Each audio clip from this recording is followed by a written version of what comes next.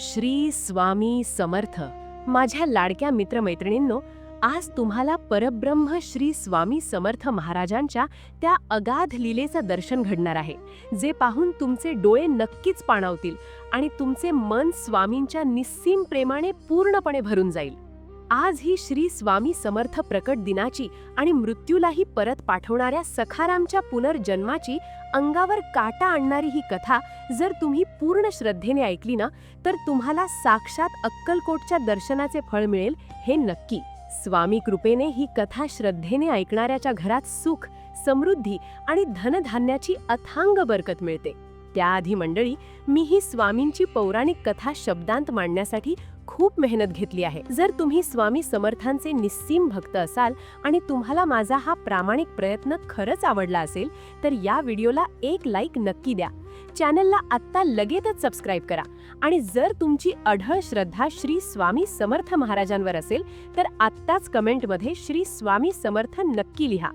चला तर मग सुरुवात करूया या अत्यंत रोमांचक, रहस्यमय आणि आध्यात्मिक प्रवासाला. उधळा गुलाल, वाजवारे नगारे, त्रैलोक्याचे स्वामी आज धर्तीवर आले. अनुसयेचा तूच दत्त, सुमतीचा तूच श्रीपाद, अंबा भवानीचा तूच नरहरी आणि आम्हा लेकरांचा तूच स्वामी. अशक्य ते सारे करीतो शक्य, भिऊ नकोस मी तुझ्या पाठीशी आहे असे सदा सांगे आम्हास. श्री स्वामी समर्थ. श्रोते हो, स्वामी समर्थ महाराज कधी आले, कुठून आले, ते कोण होते याबद्दल अनेकांना काहीही माहिती नाही. पण आपल्या वारकरी आणि दत्त संप्रदायात या नावाला जो अथांग भाव जोडलेला आहे ना, तो शब्दांत सांगणे केवळ अशक्य आहे. श्रीपाद श्री वल्लभ आणि श्री नृसिंह सरस्वती यांच्या नंतरचे भगवान श्री दत्तात्रेयांचे हे तिसरे पूर्णावतार मानले जातात. मंडळी, ही अद्भुत आणि रहस्यमय लीला खऱ्या अर्थाने सुरू होते ती एका अतिशय प्राचीन आणि घनदाट अरण्यातून, श्रीशैलम जवळ असलेल्या कर्दळी वनातून. बघा ना माझ्या भक्तांनो, ते अरण्य इतके भयंकर आणि गडद होते की तिथे दिवसा ढवळ्याही सूर्याचा प्रकाश पोहोचत नसे. हिंदू पंचांगानुसार इसवी सन 1459च्या सुमारास माघ वद्य प्रतिपदा शके 1380 रोजी साक्षात श्री नृसिंह सरस्वती स्वामी महाराजांनी गाणगापुरात आपल्या निर्गुण पादुका स्थापन केल्या, भक्तांचा निरोप घेतला आणि शैलयात्रेचं निमित्त साधून ते या अत्यंत निबिड अशा कर्दळी वनात अदृश्य झाले. अशा त्या भयान कर्दळी वनात श्री नृसिंह सरस्वतींनी सलग 300 वर्ष, हो पूर्ण 300 वर्ष अत्यंत कठोर अशी तपश्चर्या केली. विचार करा मंडळी, हा काळ काही साधा सुद्धा नव्हता. या प्रदीर्घ काळात ते एकाच जागी पूर्णपणे ध्यानस्थ होते. त्यांच्या शरीराची कोणतीही हालचाल नव्हती आणि याच स्थिरतेमुळे तिथे राहणाऱ्या मुंग्यांनी त्यांच्या अंगावर एक महाप्रचंड असे वारूळ रचले. ते वारूळ इतके मोठे आणि भक्कम होते की आतमध्ये साक्षात परब्रह्म बसले आहेत याची कोणाला साधी कल्पनाही येऊ शकत नव्हती. काळ वेगाने पुढे सरकत होता आणि मग तो अंगावर शहारे आणणारा, जगाला मुक्ती देणारा क्षण जवळ आला. एके दिवशी त्या कर्दळी वनात उद्धव नावाचा एक गरीब लाकूडतोड्या लाकडे तोडण्यासाठी आला. जंगलात सर्वत्र शांतता पसरली होती. उद्धव आपल्याच नादात एका मोठ्या झाडाची लाकडे तोडत होता. पण नियतीला आणि साक्षात परमेश्वराला काहीतरी वेगळेच घडवून आणायचे होते. उद्धव मोठ्या ताकदीने लाकडे तोडत असताना अचानक त्याच्या हातून ती धारदार कुऱ्हाड सटकली आणि ती कुऱ्हाड अत्यंत वेगाने जाऊन थेट त्या प्रचंड मोठ्या वारुळावर जोरदार आदळली. श्रोते हो, तो क्षण साक्षात काळजाचा ठोका चुकवणारा होता. कुऱ्हाड वारुळावर पडताच त्या वारुळातून साक्षात रक्ताची एक भळभळती धार उडाली. उद्धव जागेवरच थिजला. त्याला काहीच समजेना की एका मातीच्या वारुळातून रक्त कसे येऊ शकते. तो भीतीने थरथर कापू लागला. आपल्या हातून काहीतरी महाभयंकर पाप घडले आहे या विचाराने त्याचे प्राणच कंठाशी आले. पण मित्रांनो, तिथे काही विनाश होणार नव्हता, तर तिथे साक्षात जगाचा उद्धार होणार होता. त्या वारुळातून रक्ताच्या धारेसोबतच एक अत्यंत दिव्य, डोळे दिपवणारं आणि साक्षात सूर्यासारखा तेजस्वी प्रकाश बाहेर पडला. त्या प्रकाशाच्या तेजाने संपूर्ण कर्दळी वन उजळून निघाले आणि त्या अथांग प्रकाशातून, त्या दुभंगलेल्या वारुळातून एक आजान बाहू, अत्यंत तेजस्वी आणि शांत अशी मूर्ती प्रकट झाली. खरंच सांगते मंडळी, ते दुसरे तिसरे कोणीही नसून साक्षात आपले अक्कलकोटचे परब्रह्म श्री स्वामी समर्थ महाराज होते. आपल्या हातून घडलेल्या या अनर्थामुळे उद्धव लाकूड तोड्या रडत रडत स्वामींच्या चरणांवर कोसळला. तो ओक्साबोक्शी रडून क्षमा मागू लागला. पण माझा स्वामी हा दयेचा आणि करुणेचा अथांग सागर आहे. स्वामींनी रागावण्याऐवजी अत्यंत प्रेमाने आणि निर्मळ भावाने उद्धवाला अभय दिले, त्याला आशीर्वाद दिला आणि सांगितले की भिऊ नकोस, यात तुझा काहीही दोष नाही. भक्तांच्या कल्याणासाठी मला पुन्हा एकदा या धर्तीवर प्रकट व्हायचेच होते आणि तू केवळ एक निमित्त ठरलास. उद्धवाला कृतार्थ करून साक्षात परब्रह्म स्वामी महाराज तिथून जगाच्या कल्याणासाठी पुढे मार्गस्थ झाले. ते गंगातीरी आले. पण श्रोते हो, स्वामींचा हा प्रवास इथेच थांबला नाही. कर्दळी वनातून बाहेर पडल्यावर ते अक्कलकोटला येण्यापूर्वी कुठे कुठे गेले आणि सर्वात मोठे रहस्य म्हणजे अक्कलकोटमध्ये येण्यापूर्वी पंजाबमधील एका छोट्याशा गावात 8 वर्षाच्या बालरूपात त्यांनी गोट्यांचा असा कोणता अद्भुत खेळ खेळला ज्यामध्ये साक्षात संपूर्ण ब्रह्मांड सामावले होते. चला तर मग आपणही जाऊया त्या छेलखेडा गावात आणि पाहूया हा दिव्य प्रसंग. श्रोते हो, कर्दळी वनातून बाहेर पडल्यानंतर माझा स्वामी आता जगदोद्धारासाठी निघाला होता. पण अक्कलकोटला येण्यापूर्वीची ही एक अशी कथा आहे ना, जी ऐकून तुमची स्वामींवरील श्रद्धा अजूनच घट्ट होईल. बघा ना मंडळी, शेकडो वर्षांपूर्वी पंजाब प्रांतात हस्तिनापूरपासून फक्त 24 किलोमीटर अंतरावर छेलखेडा नावाचं एक छोटंसं पण अतिशय सुंदर गाव होतं. याच गावात विजयसिंग नावाचा एक लहान मुलगा आपल्या कुटुंबासोबत राहायचा. हा विजयसिंग म्हणजे दुसरा तिसरा कोणी नसून स्वामींचे परमभक्त स्वामी सूत यांचा पूर्वजन्म होता. हा छोटा विजयसिंग इतर मुलांसारखा नव्हता बरं का. त्याचा भाव अगदी जगावेगळा होता. तो कोणाही मुलासोबत खेळायला जात नसे. त्याच्या घरापासून थोड्याच अंतरावर एक जुना वटवृक्ष होता आणि त्या वडाच्या झाडाखाली गणपती बाप्पाची एक छोटीशी मूर्ती होती. हा विजयसिंग काय करायचा माहितीये? तो खिशात खूप साऱ्या गोट्या भरून त्या वडाच्या झाडाखाली यायचा. तो गणपती बाप्पाला आपला सखा, आपला जिवलग मित्र मानायचा. तो तिथे एकटाच गोट्या खेळायचा, पण खेळताना तो असा भाव ठेवायचा की समोर गणपती बाप्पा प्रत्यक्ष त्याच्यासोबत खेळत आहेत. असे अनेक दिवस उलटले. पण श्रोते हो, तो दिवस उजाडला. चैत्र शुद्ध द्वितीयेचा तो परम पवित्र दिवस. नेहमीप्रमाणे विजयसिंग गोट्या घेऊन बाप्पापाशी आला. पण आज त्याच्या मनात एक वेगळाच हट्ट निर्माण झाला. त्याने आपल्या खिशातील सर्व गोट्या त्या मूर्तीसमोर मांडल्या आणि तो बाप्पाला म्हणाला, बाप्पा, रोज मीच तुझा डाव खेळतो, मीच तुझ्या नावाने राज्य घेतो. पण आज तसं नाही होणार. आज तुला स्वतः माझ्यासोबत खेळावं लागेल. तू जोपर्यंत स्वतः माझ्यासमोर येत नाहीस तोपर्यंत मी इथून हलणार नाही. बघा ना माझ्या भक्तांनो, एका निष्पाप बालकाचा तो निर्मळ भाव पाहून साक्षात परब्रह्मालाही मोह आवरला नाही. विजयसिंगचे हे शब्द हवेत विरतात न विरताच तोच साक्षात चमत्कार घडला. अचानक संपूर्ण गाव हादरू लागलं. जणू काही मोठा भूकंप झाला असावा. धरणी कंपित होऊ लागली. भर दुपारच्या वेळी आकाशात काळे कुट्ट ढग जमा झाले आणि सगळीकडे काळोख पसरला. विजांचा कडकडाट आणि ढगांचा गडगडाट इतका भयंकर होता की गावकरी घाबरून घराबाहेर आले. कोणालाच काही कळेना की हे काय अद्भुत संकट ओढवलंय. पण ही संकटाची नाही तर साक्षात विश्वाच्या मालकाच्या आगमनाची चाहूल होती. ज्या ठिकाणी ती गणपतीची मूर्ती होती तिथली जमीन अचानक दुभंगली आणि त्या जमिनीतून एक 8 वर्षांचं अतिशय तेजस्वी आणि सावळे असे बालक बाहेर आले. खरंच सांगते मंडळी, ते बालक म्हणजे साक्षात परब्रह्म श्री स्वामी समर्थ महाराज होते. त्या बालकाचे डोळे इतके पाणीदार आणि तेजस्वी होते की साक्षात सूर्याचे तेजही त्यांच्यासमोर फिके वाटत होते. ते बालरूप स्वामी विजयसिंगकडे पाहून गोड हसले. स्वामींनी विजयसिंग सोबत गोट्यांचा खेळ सुरू केला. आणि श्रोते हो, इथेच एक महाचमत्कार घडला. खेळताना स्वामींनी एक गोटी हवेत फेकली आणि ती गोटी फुटताच त्यातून साक्षात भगवान दत्तात्रेयांचे दर्शन झाले. दुसरी गोटी फेकली तर त्यातून साक्षात विष्णू भगवान प्रकट झाले. विजयसिंग तर अवाक झाला. त्याला समजलं की हे कोणी साधे बालक नाहीत, हे तर साक्षात देवांचे देव आहेत. स्वामींनी विजयसिंगला गोट्यांच्या डावात हरवलं, त्याच्या गोट्या जिंकल्या आणि पुन्हा त्याला उधारीवर दिल्या. मी तुला पुन्हा नक्की भेटेन असं वचन देऊन ते बालरूप स्वामी तिथेच गुप्त झाले. मंडळी, याच घटनेचा उलगडा पुढे कित्येक वर्षांनी अक्कलकोटला झाला. जेव्हा कोकणातील हरिभाऊ म्हणजेच स्वामी सूत अक्कलकोटला आले, तेव्हा स्वामींनी त्यांना आपल्या मांडीवर बसवून त्यांच्या पोटावरून हात फिरवला आणि त्याच क्षणी हरिभाऊंना त्यांचा पूर्वजन्म आठवला.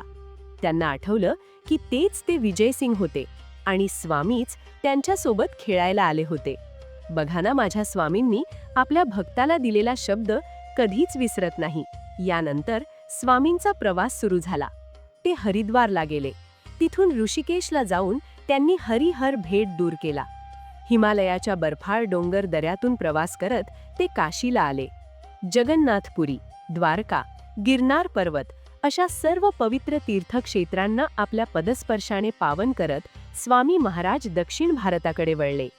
श्रोतेहो, तुम्हाला माहितीये का, याच प्रवासादरम्यान श्री क्षेत्र त्र्यंबकेश्वर येथे स्वामींनी शेगावचे श्री गजानन महाराज आणि शिर्डीचे श्री साईबाबांना दीक्षा दिली असे मानले जाते. केवढी ही अगाध शक्ती! आणि अखेर तो सोन्याचा दिवस उजाडला. 1856 सालची चैत्र शुद्ध द्वितीया, रविवारचा तो दिवस होता. अक्कलकोटच्या खंडोबा मंदिरात एका आजान बाहू तेजस्वी यतीने प्रवेश केला. तिथल्या लोकांना हे ठाऊक नव्हतं की आज अक्कलकोटचं नशीब कायमचं बदलणार आहे.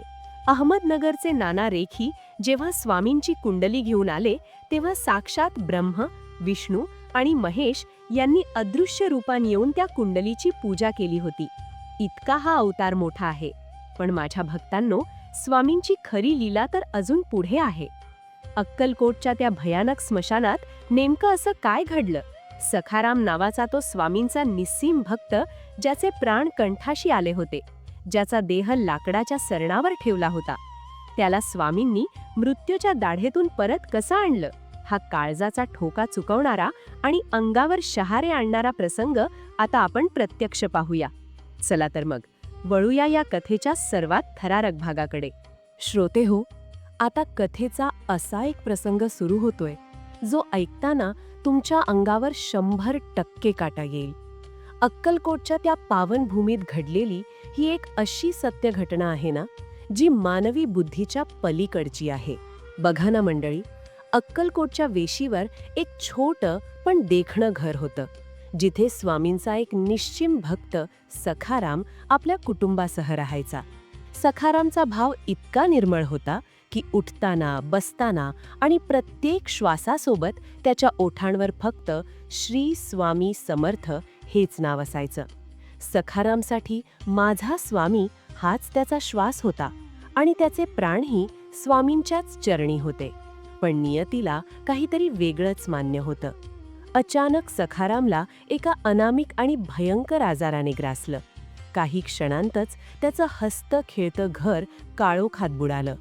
मोठ्या वैद्यांना बोलावलं गेलं, औषधं दिली गेली, पण कशाचाच उपयोग होत नव्हता. सखारामची नाडी सुटत चालली होती आणि घरातल्यांचा रडण्याचा आवाज आसमंतात घुमत होता. सखारामचे डोळे कायमचे मिटले गेले. श्वास थांबला आणि शरीर बर्फासारखं गार पडलं. वैद्यांनी तपासलं आणि जाहीर केलं की सखाराम आता या जगात राहिला नाही. घरच्यांनी हंबरडा फोडला. संपूर्ण अक्कलकोटमध्ये ही बातमी वाऱ्यासारखी पसरली की स्वामींचा परम भक्त सखाराम आता देवलोकी गेला. दुपारी 12ची वेळ होती. कडक ऊन पडलं होतं.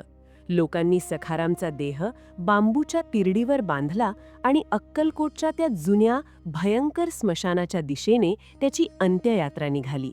राम नाम सत्य आहे या घोषात लोक स्मशानाकडे जात होते. श्रोतेहो, त्या स्मशानाचं वर्णन काय करावं? मोठमोठी जुनी झाडं, वडाच्या लांबलचक पारंब्या आणि जमिनीवर साचलेली सुकलेली पानं. तिथलं वातावरण दिवसाही भयावह वाटत असे. सखारामचा देह लाकडांच्या चितेवर रचला गेला. नातेवाईक शेवटचं दर्शन घेत होते. अग्नी देण्याची तयारी सुरू झाली होती. एका बाजूला जळणारी सरण होती आणि दुसऱ्या बाजूला साक्षात मृत्यूचं सावट पसरलं होतं. पण माझ्या भक्तांनो, कुणालाही ठाऊक नव्हतं की साक्षात परब्रह्म स्वामी समर्थ हे सगळं आपल्या अंतर्ज्ञानाने पाहत आहेत. वटवृक्षाखाली बसलेले माझे स्वामी अचानक जोरात ओरडले. त्यांच्या डोळ्यात एक वेगळीच चमक होती, जणू ते प्रत्यक्ष यमराजालाच आव्हान देत होते. स्वामींनी आपल्या हातातला दंड जमिनीवर जोरात आपटला आणि ते ताडकन उभे राहिले. इकडे स्मशानात अग्नी देणारा हात थरथरू लागला, कारण लांबून कुणीतरी धावत ओरडत आलं की थांबा थांबा, स्वामी समर्थांनी निरोप पाठवला आहे की सखाराम मेला नाही आहे, तो जिवंत आहे. लोकांचा विश्वास बसत नव्हता. सखारामचं शरीर तर कापडाने बांधलेलं होतं, नाडीचे ठोके बंद होते, मग तो जिवंत कसा असू शकतो? पण स्वामींची आज्ञा म्हणजे दगडावरची रेघ. कुणाची हिंमत होईना त्या चितेला आग लावण्याची. आणि मग तो अद्भुत प्रसंग घडला. स्वामी समर्थ स्वतः त्या स्मशानाच्या दिशेने चालू लागले. त्यांच्या पावलांच्या आवाजाने जमीन थरथरत होती. त्यांच्या मागे भक्तांचा मोठा जथ्था चालत होता. प्रत्येकाच्या मनात धाकधूक होती की आज नक्की काय होणार.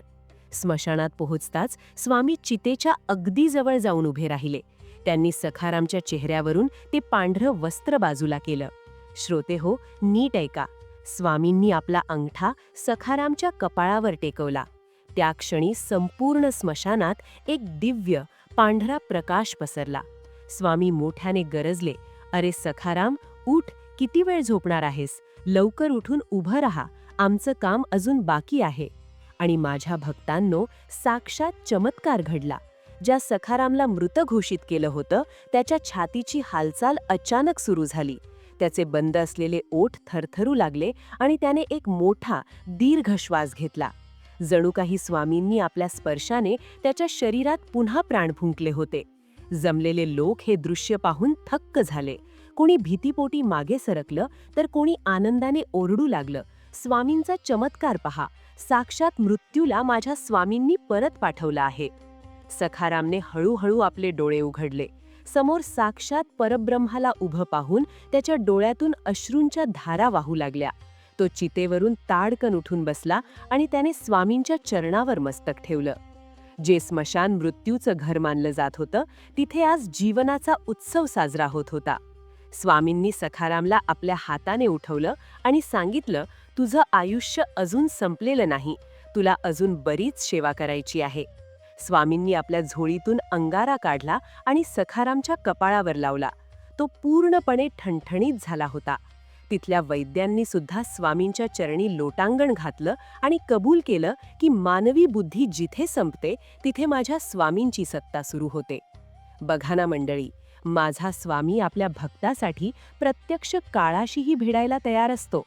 सखारामला जिवंत करण्यामागे स्वामींचा एक मोठा ईश्वरी संकेत होता. पण श्रोते हो, सखारामचा हा पुनर्जन्म कशासाठी होता? अक्कलकोटवर आलेला तो भीषण दुष्काळ आणि सखारामने स्मशानातल्या त्या कोरड्या विहिरीत उतरून केलेला तो अद्भुत जप, त्यातून साक्षात गंगा कशी प्रगट झाली? हा पुढचा प्रवास तर अजूनही रोमांचक आहे. पण त्याआधी तुमचा भाव स्वामींच्या चरणी किती दृढ आहे? जर तुम्हाला हा चमत्कार ऐकून अंगावर काटा आला असेल, तर कमेंटमध्ये लगेच श्री स्वामी समर्थ लिहा. चला तर मग आपण पाहणार आहोत सखारामने स्वामींच्या आज्ञेनुसार त्या घनदाट अरण्यातल्या प्राचीन मंदिराचा शोध कसा घेतला आणि अक्कलकोटची तहान कशी भागवली. श्रोते हो, सखाराम जिवंत झाला ही बातमी एखाद्या वणव्यासारखी आसपासच्या सर्व गावांमध्ये पसरली. लोकांच्या झुंडीच्या झुंडी स्वामींच्या दर्शनासाठी अक्कलकोटच्या दिशेने धावू लागल्या. प्रत्येकाच्या मुखी एकच चर्चा होती की मरणाने ज्याला कवेत घेतलं होतं, त्याला माझ्या स्वामींनी पुन्हा कसं खेचून आणलं. बघा ना मंडळी, सखाराम आपल्या घराच्या उंबरठ्यावर पोहोचला तेव्हा त्याच्या पत्नीने, राधाने, आपल्या डोळ्यांवर विश्वासच ठेवला नाही. तिला वाटलं की हा एखादा भास तर नाही ना. पण स्वामींच्या कृपेने सखारामच्या चेहऱ्यावर आता पूर्वीपेक्षाही अधिक तेज दिसत होतं. सखारामने आपल्या पत्नीला सांगितलं, अगं घाबरू नकोस, मला यमराजाच्या दरबारातून साक्षात माझ्या स्वामींनी परत आणलं आहे. मी जेव्हा चितेवर होतो तेव्हा मला फक्त अंधार दिसत होता, पण अचानक स्वामींचा आवाज घुमला आणि त्या आवाजाने मला प्रकाशाकडे खेचलं. हे ऐकून राधाने स्वामींच्या दिशेने हात जोडले आणि आनंदाश्रूंनी तिचा पदर भिजला. एके दिवशी स्वामींनी सखारामला आपल्या जवळ बोलावलं. स्वामी समर्थ शांतपणे एका वडाच्या झाडाखाली बसले होते. स्वामींनी सखारामच्या डोळ्यात पाहिलं आणि सांगितलं, अरे सखाराम, तुला केवळ जिवंत करण्यासाठी मी तुला परत आणलं नाही, तर तुला एका मोठ्या कार्यासाठी पुन्हा जन्म दिला आहे. सखारामने हात जोडून विचारलं, महाराज, माझ्यासारख्या पामराकडून आपण काय सेवा करून घेणार आहात? तेव्हा स्वामींनी स्मितहास्य केलं आणि सांगितलं, अक्कलकोटच्या दक्षिण दिशेला एक प्राचीन शिवमंदिर आहे, जे काळाच्या ओघात मातीखाली गाडलं गेलं आहे.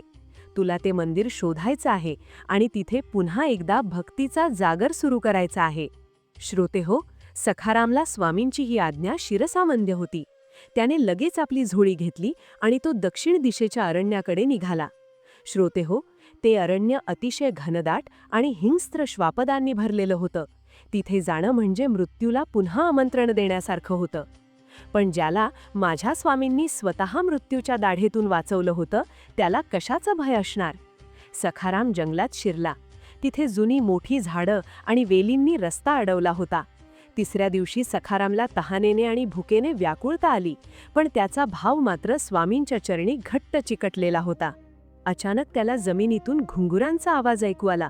त्याने तिथे खोदायला सुरुवात केली आणि हळूहळू एक सोन्याचा कळस वर आला.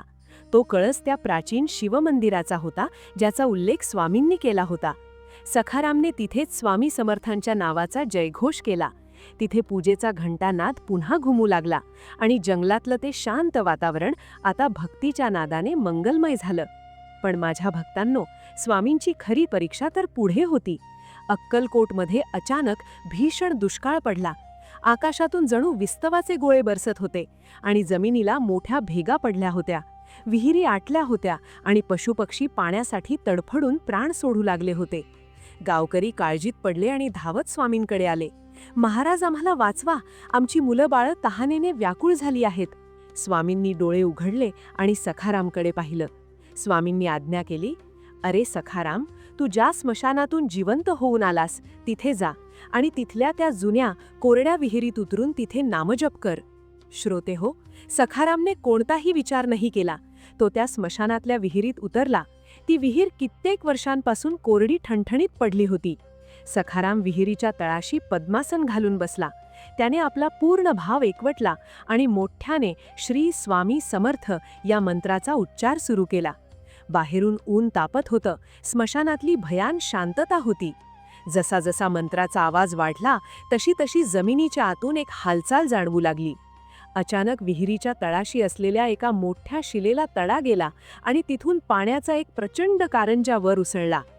ते पाणी इतकं स्वच्छ आणि गोड होतं की जणू साक्षात गंगाच तिथे प्रगट झाली होती. बघता बघता ती विहीर काठोकाठ भरली आणि पाणी स्मशानाच्या बाहेर वाहू लागलं. अक्कलकोटची तहान भागली. लोकांनी आनंदाने जल्लोष केला. ज्या स्मशानात लोक जायला घाबरत होते तिथे आज पाण्यासाठी झुंबड उडाली होती. सखाराम विहिरीतून बाहेर आला तेव्हा त्याच्या चेहऱ्यावर एक अलौकिक समाधान होतं. त्याने सांगितलं, हे सर्व माझ्या स्वामींच्या कृपेचं फळ आहे.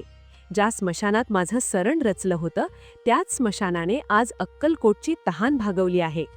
त्याच वेळी त्या विहिरीच्या पाण्यातून अचानक एक सोन्याचं कमळ वर आलं आणि ते कमळ तरंगत थेट स्वामींच्या चरणापाशी जाऊन विसावलं. लोकांनी जेव्हा हे पाहिलं तेव्हा त्यांना जाणवलं की माझा स्वामी हे केवळ मानवी देहातले संत नसून ते या विश्वाचे चालक आहेत. सखारामने आपले उर्वरित आयुष्य स्वामींच्या चरणी अर्पण केलं. त्याने ठरवलं की तो या विहिरीच्या बाजूला एक अन्नछत्र सुरू करेल. स्वामींनी त्याला आशीर्वाद दिला की तुझं हे अन्नछत्र कधीही रिकामं होणार नाही. आणि खरोखरच अक्कलकोटमध्ये कितीही गर्दी झाली तरी तिथलं अन्न कधीच कमी पडत नसे. पण श्रोते हो, सखारामच्या या प्रवासाचा शेवट आणि आपल्यासाठी स्वामींनी दिलेला तो अत्यंत मोलाचा संदेश, भिवू नकोस, मी तुझा पाठीशी आहे, याचा खरा अर्थ काय आहे?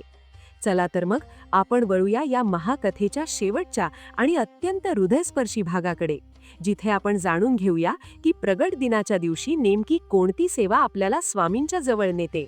श्रोते हो, सखारामने स्मशानातल्या त्या विहिरीतून अक्कलकोटची तहान भागवली आणि आपलं संपूर्ण आयुष्य स्वामींच्या सेवेत व्यतीत केलं. शेवटी जेव्हा त्याची वेळ आली तेव्हा तो त्याच स्मशानात गेला. त्याने आपले डोळे मिटले, आपला संपूर्ण भाव एकवटला आणि श्री स्वामी समर्थ या नामाचा अखंड जप सुरू केला. बघता बघता सखारामच्या शरीरातून एक अत्यंत दिव्य असं तेज बाहेर पडलं आणि ते तेज हवेत तरंगत थेट अक्कलकोटच्या वटवृक्षाच्या दिशेने जाऊन स्वामींच्या चैतन्यात कायमचे विलीन झाले. मंडळी, सखारामसाठी मृत्यू हा शेवट नव्हता, तर ती त्याच्या मोक्षाची पहिली पायरी होती.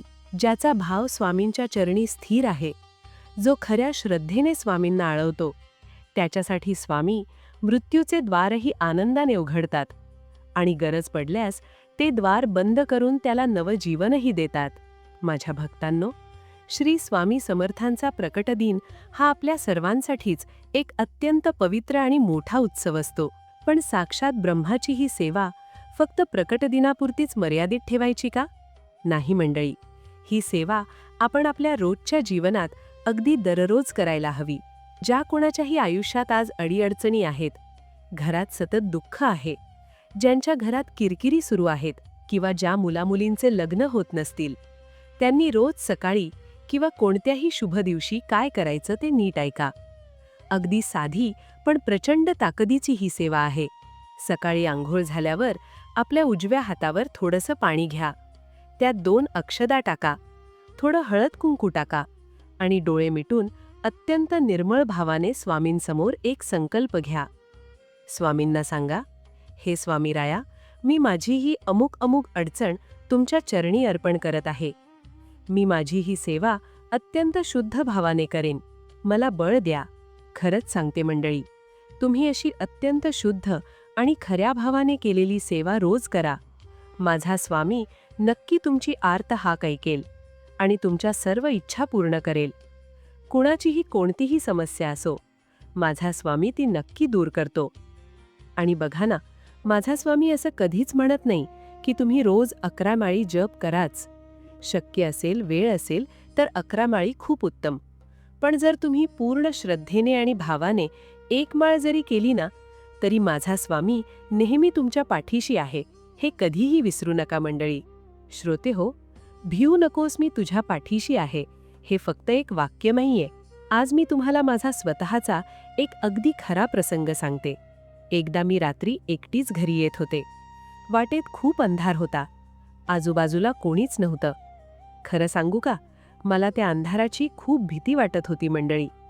पण त्या अंधारात मी काय केलं?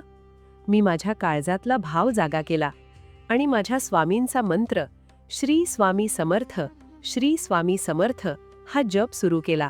जोपर्यंत मी घरी पोहोचत नाही, तोपर्यंत हा जप सतत माझ्या ओठांवर होता. आणि खरं सांगू मंडळी, देव कधी साक्षात दिसत नाही हो, पण जसा मी जप सुरू केला, अचानक मागून एक जोडपं, काका आणि काकू, कुठून तरी आलं आणि अगदी माझ्या मागून माझ्या पावलावर पाऊल ठेवून चालू लागलं. मला अचानक तो अंधार आणि ती भीती जाणवेनाशी झाली. मला एका क्षणात सुरक्षित आधार मिळाला आणि मी सुखरूप घरी पोहोचले. मंडळी, यालाच म्हणतात, भिऊ नकोस, मी तुझ्या पाठीशी आहे.